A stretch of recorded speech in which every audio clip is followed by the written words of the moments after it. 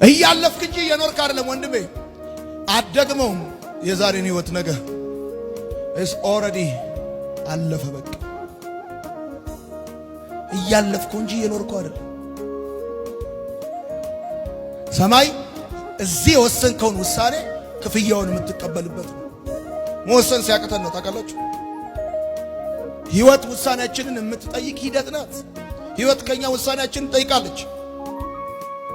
መወሰን የማይችል ሰው ነፃ ሰው አይደለም፣ ባሪያ ሰው ነው። ስለ ህይወት መወሰን ካቃተ፣ ስለ አገልግሎት መወሰን ካቃተ፣ ስለ ቤት መወሰን ካቃተ፣ ካንተ በላይ አንተን የገዛ አንተን ባሪያ ያደረገ ነገር አለ። ሰው መወሰን ካቃተው ባሪያ ነው። መወሰን ሲያቅት ሌሊት መጥቶ ያስወስናል።